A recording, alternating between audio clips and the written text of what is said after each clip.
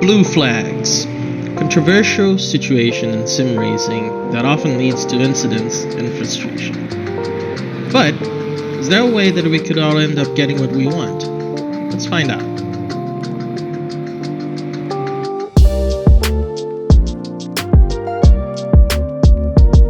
Hello, welcome to a new video. Today, we're looking at blue flags and the frustrating situations that they often bring and how we can avoid them. If you've been sim racing at any point, you've probably come across one of these scenarios. There's a faster car approaching behind you and you're shown the blue flag, or you're faster than everyone else and you're approaching a backmarker ahead of you. The general understanding of blue flags is that the slower car should move out of the way for the faster car, right? Well, not necessarily. Let's talk about each of these situations, starting with the slower car point of view.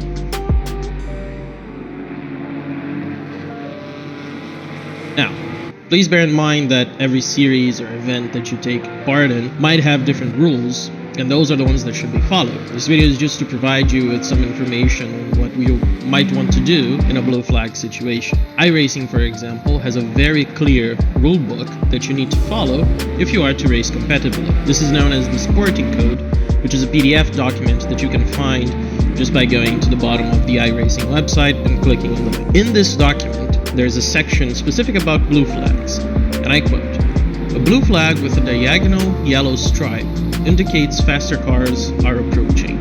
This flag is informational only. In all cases, it is the responsibility of the faster car to safely overtake the slower car." So this clearly states that when a driver is shown the blue flag, it just means that there's someone faster approaching behind. It's purely meant to inform the driver of the situation. There's no action other than holding a consistent line required from the driver. Of course, it might be nice if the slower car makes it even easier for the faster car behind, but there could be danger in that situation. You see, if a faster car is approaching you, the most important thing to keep in mind is to be predictable. This ensures that the driver behind knows what you're going to do and can act accordingly for a safe overtake. If you deviate from the racing line in order to let the car pass, you might end up causing a collision. This happens because we're all humans. Our reaction time is usually not that great. Add to the equation that you're driving a car going as fast as you can, usually way above the 100km/h mark. A split second can mean the difference between a safe overtake and both cars in the wall. By sticking to the racing line, you're letting the faster car behind know exactly what you're going to do, where you're going to position your car. This gives them time to react and think what is the safest move to make. As the sporting code mentioned in iRacing, it is the responsibility of the faster car to ensure a safe overtake. But again, that gets tricky to do if the car in front is unpredictable and is moving all over the place. So your best move is to keep racing as you would normally. Don't defend against the faster car. By defending, both you and the car behind will lose time, and often it will lead to a collision. So please, don't defend. Just stick to your racing line and carry on, just as you would normally do.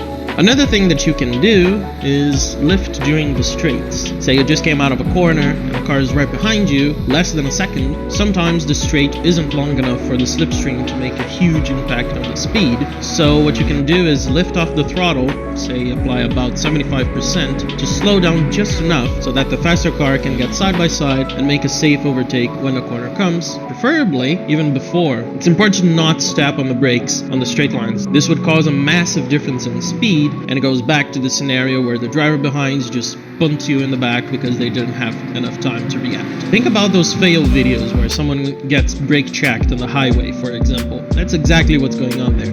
Someone steps on the brake in front of them and they don't have time to react to that, or they react late and end up causing a collision. Lifting the throttle instead ensures that that speed difference is not massive and giving more time for the driver behind to react. But also, the overtake can happen safely. But what if you're on the opposite side? What if you're behind and you're approaching a back marker in front of you? The principle still stands. Your goal is to have a safe overtake and not make any collisions with anyone, losing as little time as possible for everyone involved. The roles have changed in this scenario. You are now responsible for making a safe overtake and not compromising anyone's race. The best scenario here is where the driver in front is predictable, so you have enough time to react and do what you need. Assuming that they do that. Things that you should consider though. The driver in front of you is slower. Do not forget that. This often means that their braking points are not the same as yours. Maybe because they don't apply trail braking as effectively, so their speed in the corners will be slower. Maybe they just have different braking points overall, and then they can be slower than you. There's a reason why you're approaching them and they're a backmarker. It is preferred to always go for a straight line overtake. That's the safest option that you have, leading to the least amount of disruption. This means you might need to slow down a bit, lose perhaps a second or a second and a half going through a corner. It will ensure that you are not involved in an incident. Patience is your greatest ally here. Yeah, you want to go through so you can continue with your race, or perhaps you're fighting with the driver behind, but your first priority should be a clean overtake with no contact. Because whenever there's a contact or an incident, it ends badly for everyone involved, and that's what we all want to avoid. Don't forget to not force your way through by pushing the slower car off their line. You need to show them the same respect than you expect them to give you. The best places to overtake, as I said, are on the straights and corner exits. You might think that a corner entry is safe, but as I mentioned before, the braking points or the efficiency between you and the driver in front, the difference in that might be too much. And if you push it, you'll probably end up forcing the backmarker out of control of their car, pushing them to go beyond their braking point, and in that way you're going to ruin their race. You might end up not affected by it, but you are going to ruin their race. They are in the race as well. So in general, in a blue flag situation, the best scenario overall is if the slower driver maintains their racing line and a faster car behind chooses a safe place to overtake, losing as little time as possible for both drivers. In the end, everyone has the same goal, to enjoy virtual motorsports. For now, thank you for watching. If you'd like to hang out more, I'm live every Monday, Wednesday, Friday on Twitch, or you can come join our Discord community where everyone is happy to help out and answer your questions. Also, make sure to hit that like button if you enjoyed the video, subscribe so you don't miss any of Team BDB uploads. Stay safe, I'll see you in the next one. Ciao, ciao.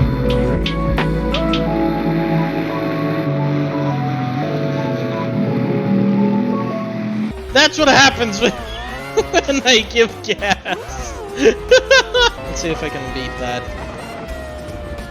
Oh no. Oh jeez. Woo! Woo! Yeah. I'm okay.